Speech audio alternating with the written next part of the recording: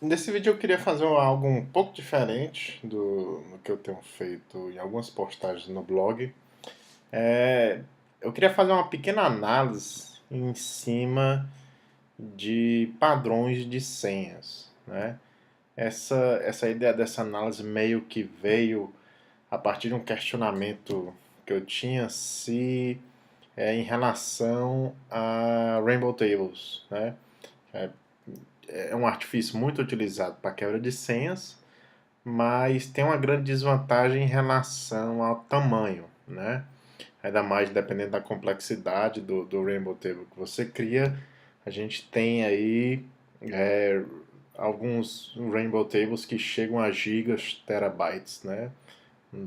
Então você tem uma desvantagem muito grande em relação a tamanho, né? Uma técnica boa para quebra de senha, mas que você tem uma desvantagem muito grande por causa do tamanho. Em alguns casos que o tamanho desses Rainbow Tables pode ser muito grande.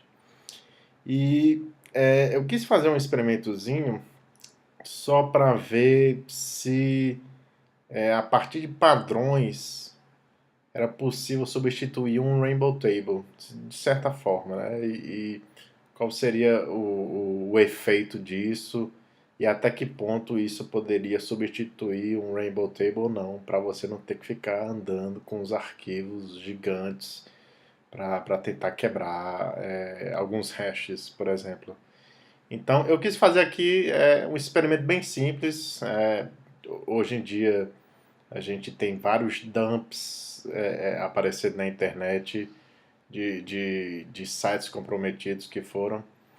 E aqui no caso eu estou usando dois datasets, eu estou chamando aqui de dataset 1 e 2, assim, pode chamar de dump 1 e 2, mas eu estou chamando de dataset 1 e 2. E aí eu quero fazer uma pequena análise em cima de cada dataset desse e dos padrões de senhas que a gente encontra em cada um, né?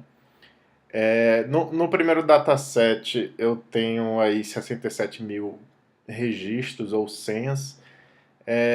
Nem o dataset 1 nem o dataset 2 eles têm qualquer restrição de complexidade em cima das senhas. Então o usuário aí no caso tinha total liberdade para escolher a senha que ele quisesse. E no dataset 2 eu tenho aqui 10 mil registros. Então o que eu fiz, eu criei um scriptzinho bem básico em Python, simplesmente para pegar cada senha dessa e ir montando um padrão baseado na complexidade da senha, né? Então aqui no caso, só para mostrar um exemplo,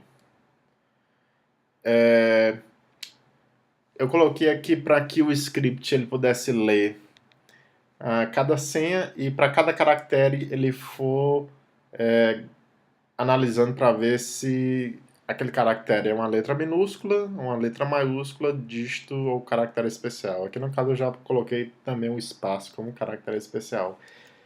Então, por exemplo, se eu tenho uma palavra sem 1, 2, 3 com S maiúsculo, o padrão gerado seria M maiúsculo, porque eu tenho um S aqui como uma letra maiúscula, seguido por 4 M minúsculos, porque eu tenho 4 letras minúsculas, e por fim eu tenho 3 Ds, porque eu tenho 3 dígitos, né? Então, eu vou mostrar aqui primeiro o resultado do primeiro dataset. Então, o que eu estou fazendo aqui, no caso, é mostrando os top 10 padrões, né? Vou mostrar aqui, pronto. Eu estou mostrando os top 10 padrões, total de senha 67 mil. O que eu acho interessante é que esses top 10 padrões, eles equivalem, né, a 42 mil senhas, que é 63% do valor total de 67 mil. Então eu acho bem interessante, porque somente esses 10 padrões aqui, eles já equivalem a mais de 60% do valor total do primeiro dataset. E aí é interessante porque desde o padrão 1 até o padrão 2, Para esse caso do dataset, a gente vê que não tem nenhum caso aqui com caractere especial. E aliás, nem tem nenhum caso também com letra maiúscula, é só dígito e letra minúscula. E os dois padrões iniciais já equivalem basicamente a 40% do dataset todo, né? E aí a gente tem o restante aqui dos padrões. Então fica algo bem interessante você ver que somente esses 10 padrões aqui já equivalem a mais de 60% do dataset completo, né? E para o segundo dataset, o número de senhas para esse segundo dump foi menor, é só 10.000, mas a gente tem aqui um resultado um pouco diferente, mas eu posso ver que os padrões, eles são parecidos, ó. Aqui no caso os top 10 padrões equivalem a 46%, né? E se eu for dar uma olhada, os padrões eles são parecidos, né? Os dois primeiros, que é somente dígito, eles estão iguais aqui. O padrão 3 no dump 2, que seriam 4 letras minúsculas e 4 dígitos. E o padrão 3 aqui ele aparece no primeiro dump como padrão 9. E aí os outros padrões eles vão meio que se repetindo. Alguns eles só vão trocando aqui de posição, mas é algo bem parecido, né?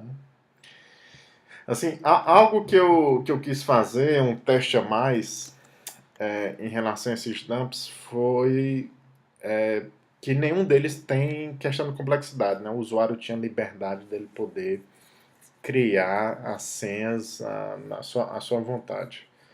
E eu queria ver em algumas situações, por exemplo, o que é que acontece se o site tem uma complexidade específica e o usuário ele tem que criar uma senha nesse ambiente restrito de complexidade, né? Que a gente conhece vários que pode ter um número mínimo de caracteres, ou ele obriga o usuário a ter letra maiúscula, minúscula, caractere especial e por aí vai. Então, só para fazer um teste bem simples mesmo, eu criei um outro script só para contar as senhas que tivessem 8 caracteres, né? E aí eu não estou filtrando por ter obrigatoriamente letra minúscula, maiúscula e caractere especial. Eu só estou querendo filtrar o que tem um tamanho mínimo, vamos dizer 8, que eu acho que é um padrão, é um número já bem comum em diversas aplicações. Então, eu tenho já um segundo script. Então, do primeiro dump, do total, com 8 caracteres, daqueles 67.000, 18.000 são com 8 caracteres, né? Aí agora muda um pouco porque os top 10 padrões equivalem a 92% de todas as senhas que têm 8 caracteres. Então eu acho isso bastante interessante. E eu também criei o mesmo script, sendo que para o dump 2 e